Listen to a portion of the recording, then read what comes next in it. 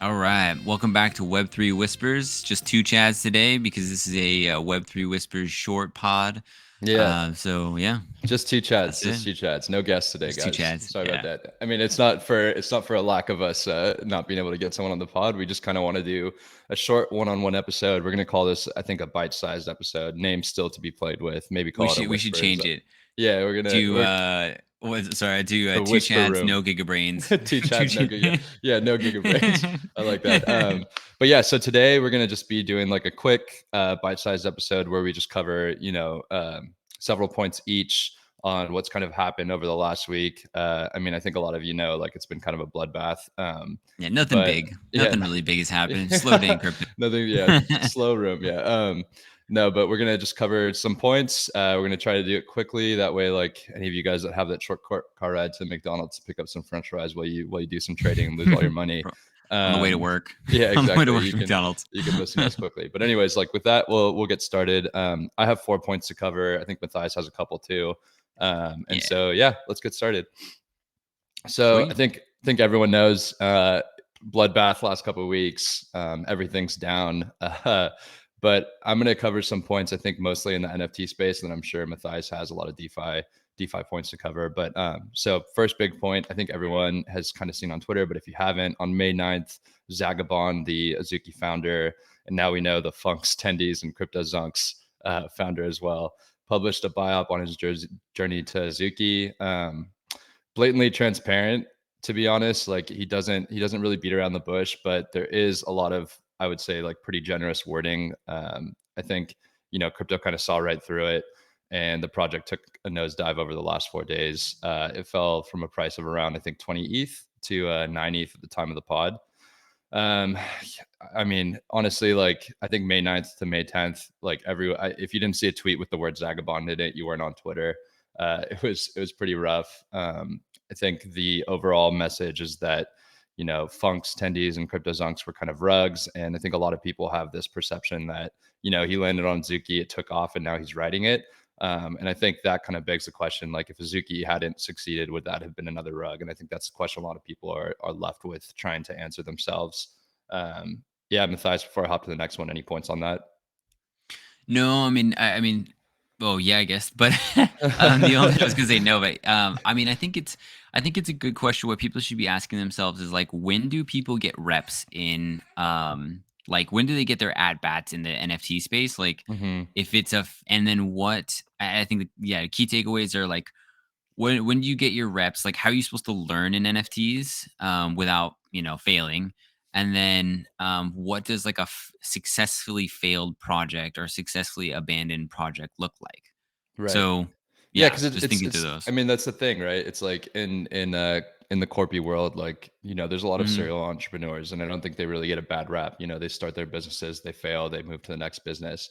But I think the problem here is that an NFT project innately has stakeholders, whereas like in the corporate world, like you start a business, it doesn't succeed. Like unless you're doing like a services or a subscription based business or something like that, like you don't really have people that are losing out. Like you have your investors and whatnot, but I think that the quantity of investors in a new business is much smaller than the quote unquote quantity of investors in an NFT project, especially if you're minting out like 10,000 NFTs, right? So I think Yeah. that's it. These are all things to consider. We don't want to talk too much on any one of these points because we're trying to make this short. But yeah, maybe we do beg some questions after at the end of each of these points. But yeah. So the next one is you guys all know. I think I suck a little bit of Vivid dick on Twitter. Yesterday, Vivid, the NFT project with its feet in pretty much every industry, announced their fashion line. They have some like 40 some odd styles they're releasing. They have puffers, button up shirts, et cetera, et cetera. I mean, I think it's really cool because a lot of NFT projects mint out, then they drop a fashion line. It's usually just like a hoodie or a t-shirt. It's usually just like a picture of their, base NFT somewhere on the shirt. Um, this fashion line is like very, very much streetwear.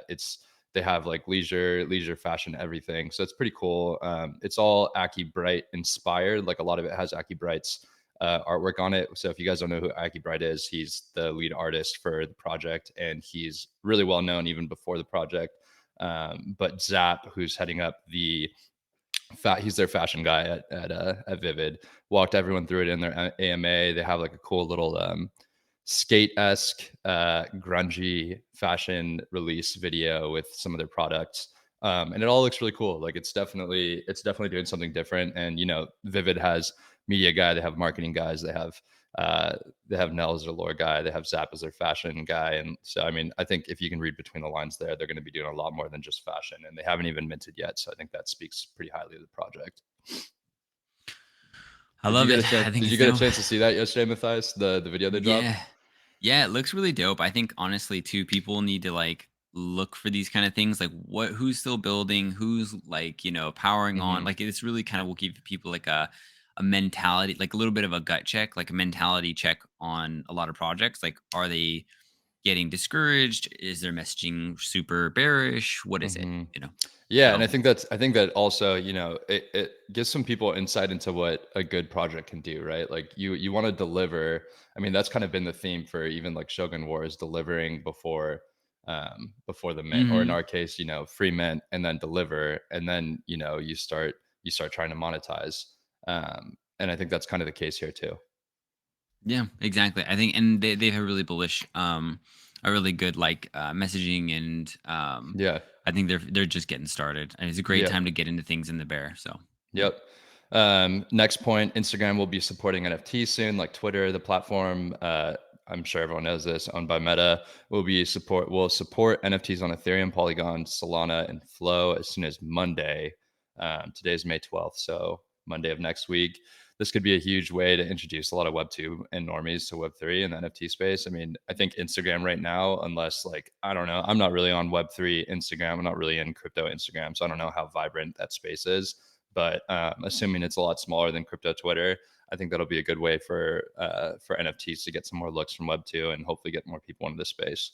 yeah, I think it's good. I think this is what we're gonna see with mass adoption. It's really gonna be like Hmm. more and more of these Web2 platforms having some kind of bridge, even if it's if it's good or bad, or some way, some avenue for people to get into Web3, Yeah, because I which mean, even outside of crypto, so many people use social media as their means for getting information. So I think the more spaces we can get crypto injected into, Twitter, Instagram, TikTok, etc., Facebook, even, or MySpace, if you guys are, I don't know anyone that's using MySpace, but yeah, the more we can inject crypto into social media, I think the more we'll start seeing some uptake on some mass adoption, which is I think what we're all hoping. Next point. So the Ragnarok reveal happened earlier this week. It was Monday, May 9th. I'm sure you guys know, like we were pretty excited about Ragnarok. Still am. The game looks really cool. They have a pretty stacked team as well.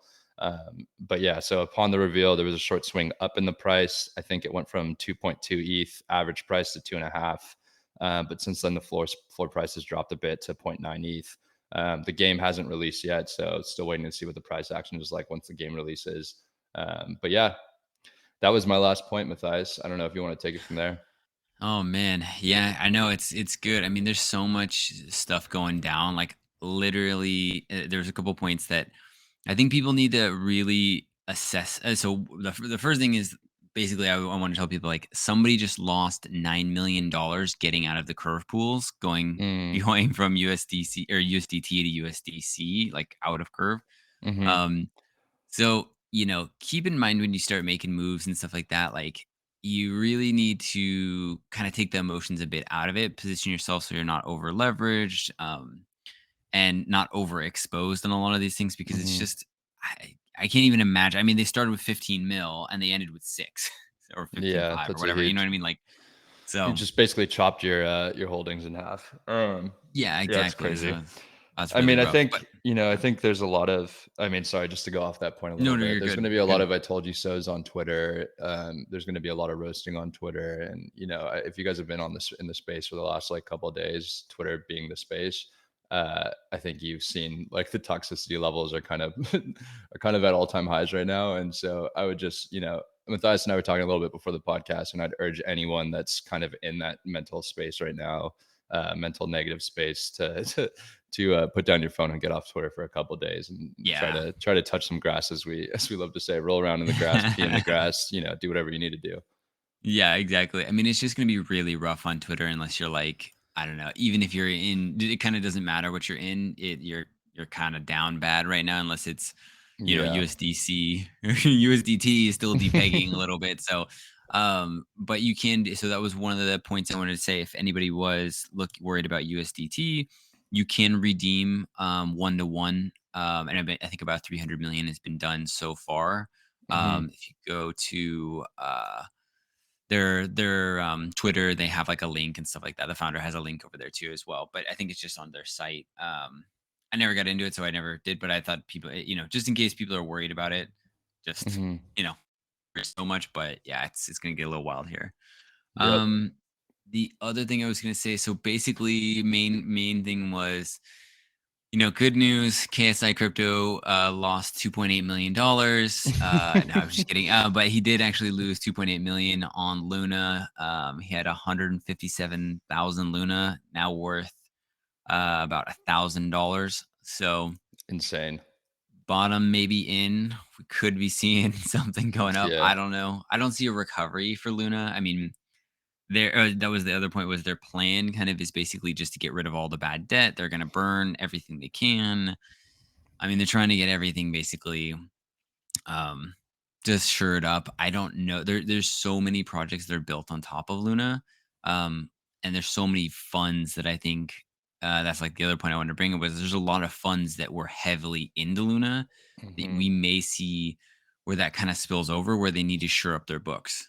Yeah. Like if they were up for the year 100% or whatever because of Luna, and now they're down 100%, and all their other, their portfolio, they might just start dumping everything to kind of save it, because it doesn't look like the macro is getting any better. Yeah. And that's one of the things that I've been reading a lot on too is like really for recovery, it needs to be macro induced.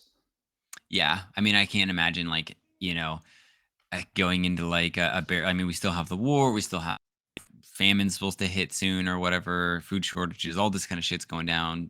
The equities are in the dumps just as bad, not as bad as Terra or not as bad as Luna, but like worse than Ethereum. Like they're, Yeah. your Netflix stockholder from the top, like, you know, you're probably better off in Ethereum. But yeah, so I don't know. That could be, we could see like secondary and tertiary repercussions pretty soon here.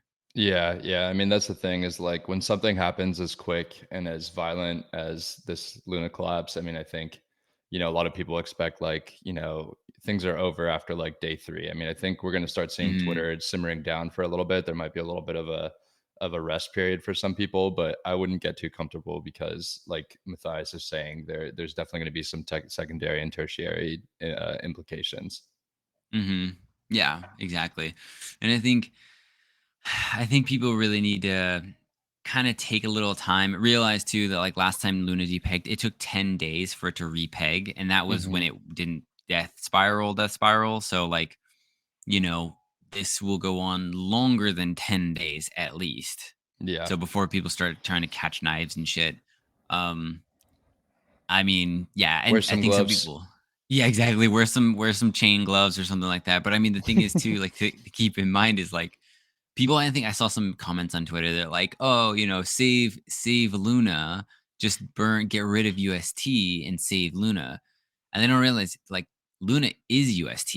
Like that's the whole Yep. thing. Like that's the whole like mechanism, was that Yeah. like, I mean, if you there's know. if there's one big takeaway from this for me, and I know like everyone, this is gonna be like fire on the ears, but like please just do your own fucking research. Like Yeah. you can't use Twitter as your means for financial advice right now. There's gonna be so many opposing opinions. And if you follow one side of those opinions, it's gonna seem like everyone's doing the same thing. And that's just not the truth. And it shouldn't be the truth. I mean, you should definitely second guess anything you see. Yeah, I mean, the other thing I would say is like that, like a lot of these guys will LARP on Twitter. Like you don't know who is like actually doing well. Like, I mean, imagine you're in ETH or whatever and it Hmm. dumps 50%, 90%, or you're in Cardano or whatever it is, it dumps a ton. They're not going to admit that they got wrecked. Like their Yeah. whole persona, that the only thing they have left is that their Twitter persona, account, their Twitter account essentially. So you can't say like, oh yeah, I'm a shitty trader, or I'm dumb and I just lost all my money. Like that's, Hmm. like you. So keep that in mind when people say like, "Oh, actually, I like, oh, I actually shorted. I got out of the top. No worries, and I shorted it and whatever." You're like, yeah. Yeah, I don't know dude, about those ones. definitely second guess anyone that's saying they got out of the top and then shorted. Because I mean, Yeah. unless you're fucking the prophet come again or something, like, I don't think, Hmm. many Or people foo. weren't. Yeah. The panda. If you're the panda, then yeah, you're good. But other than that, I don't know. Like it's just yeah, most people are Yeah. lying, essentially. Yeah, so I mean, there's a lot of overarching themes here. I think, like from the week that we've learned. I mean, I think in the NFT space, well, overarching for NFT and DeFi is do your own research. I mean, even like with something like what happened with Zagabond, like you definitely want to be sure that you're confident in a project.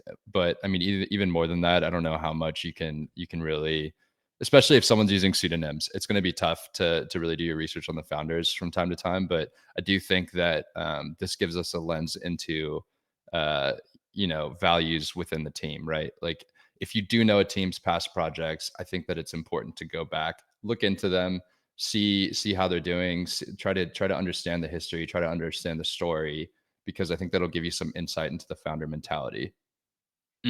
For sure. I mean, too, like in this whole market, like nobody's coming out unscathed. Like it's just Hmm. I mean, pretty much anybody. Maybe there's a few guys that just got lucky, or maybe Geo is fine, but anybody else that like didn't just you know get out at the right time or something like that, or happenstance or something. Like anybody that was like riding the market is probably fucked one way or the other, just like Yeah. taking some losses. Hmm. So keep that in mind. Try not to beat yourself up too much if you are down. But yeah, I mean, even if project looks solid, like there's macro stuff that can kind of just make a difference because there's Hmm. so much psychological factors at play. Yeah, understand something that's macro market induced.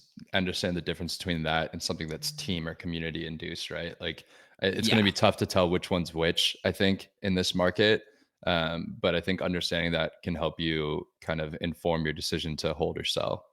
yeah, exactly. Like I think Azuki's was self-inflicted. Hmm. Um, I mean, it may be just like a good time. You never know what was kind of in the background, so it could have been, Right. I saw some people like Self-inflicted, maybe exacerbated by the market.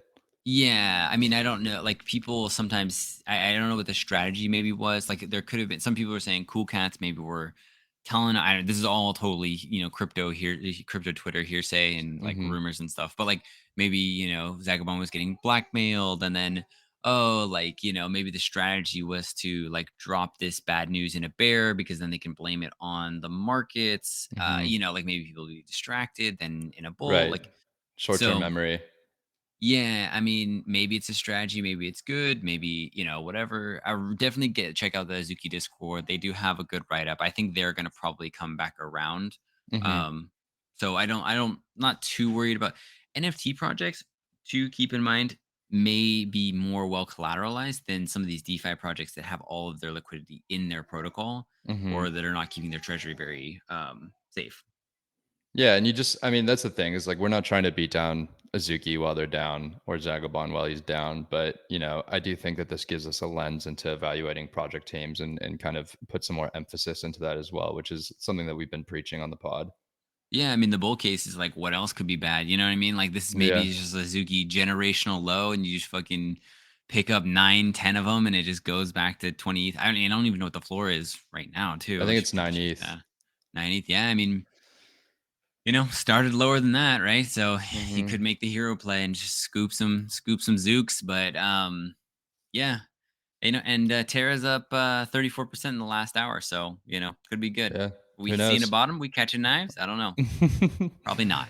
Probably Yeah, don't. but I mean, yeah, exactly. Yeah, but But the yeah. other point I was gonna throw out there real quick, my last one was Bancor Mhm. 3 launched. Oh ETH yeah, I saw that. obviously is not yeah, pretty nice, looks good, looks clean. Hmm. Um, I'm gonna have to check it out too. yeah, I mean, they got a lot of stuff, lower gas fees, impermanent loss protection, single-sided pools, That all sounds nice. yeah, so real cool stuff. I think we will see some nice crypto, like some good products coming out in this. I mean, like Jesus Christ, are we in the bear finally? Like everybody's like, Yeah. we're going lower for sure. Oh, Goblin Town's not here. Like I feel like everyone's like trying to edge lord like us. Like, oh, if you think this is bad, like Fucking Just wait till you see. 2014 was Yeah. terrible, like, or whatever it was, Yeah. 16, like every Yeah. time they were there and you weren't, like, But it will be yeah. interesting to see, like you were kind of about to get at there, like, Mhm. a lot of people are building, a lot of people are planning on releases soon. I mean, a lot of the projects we've talked to that we've done podcasts with are delaying Yeah. because of the market. And so it'll be really interesting to see the frequency, volume, and quality of the projects, coming out of the bear market, or maybe when things start to look a little bit better.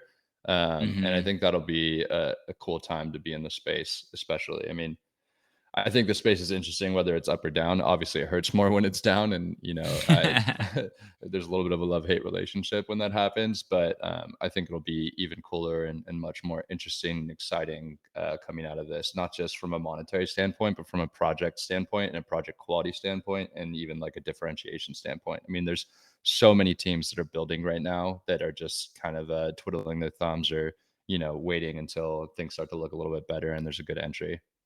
Yeah, and I think the one last thing I was gonna say is I think Osmosis, if anybody's in it, is so like basically the rest of the Cosmos ecosystem kind of got nailed a little bit more than the greater market did, but Hmm. um just because they had a lot of UST incentives, they were so like connected, and so they're working on actively kind of like mitigating those damages, removing incentives Hmm. to UST pools, like all this kind of stuff that or Luna pools that could be out of balance. Yeah, they're taking care of those and they're trying to like fix everything up.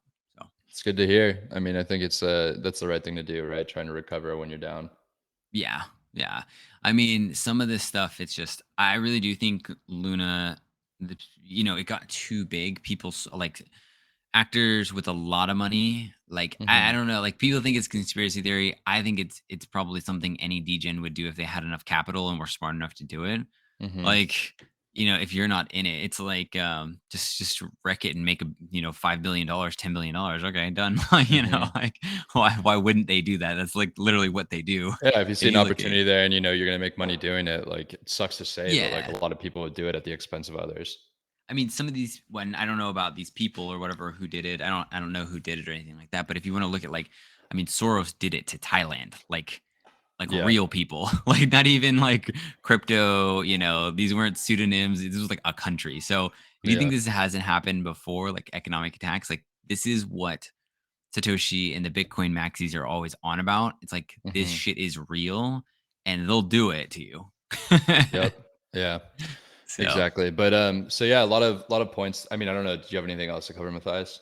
no, I think bottom's in. We're only up from here. I'm back to a bull. I'm back to perma bull status, and I think crypto is gonna live on whether one project or all the projects die or not.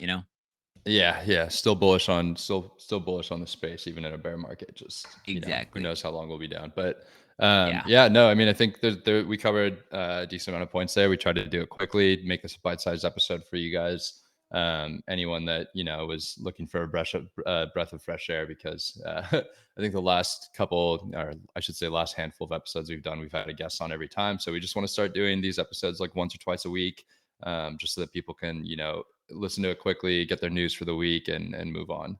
Oh yeah, I But was yeah, gonna mention. Oh, sorry, I was just gonna no, go ahead, mention real Matthias. quick. Just as for any shogies listening, we're totally fine. Like nothing, like we're moving away from ETH or from sorry, from Magic. Magic. We're staying on Arbitrum. So I think some people are confused. And I'll clarify in the Discord too. We're still gonna be Hmm. on Arbitrum. We're not moving to mainnet, but we're moving away from Magic payments to ETH, and then yeah. So that was that point, and then the last point I was gonna make is I think it's actually going to be nice around here because I mean, we'll still be me and Steve will still be here. Speaking for both of us, we'll still be here. We'll be. I think it's going to be more exciting because there'll be less Hmm. less noise and more like signal. Like we're going to see some real innovation now, and that's where I mean, if you're looking for money, that's where everything. That's where the money's made. So we're Yep. going to still A lot of money made in a bear market coming out of a bear market. exactly. Yeah. So All I right, like guys. it. Well, thanks for listening to our bite-sized episode. I think we're gonna probably end up ending exactly at 25 minutes, which is what we were shooting for. Hope you It's a guys big enjoyed bite. listening. Yeah, exactly. A little bit of a bigger bite, but still half as big as our normal bite. So this Yeah. was like a fast food meal. But anyways, yeah.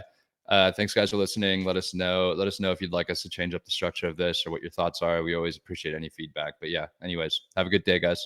Peace. Later.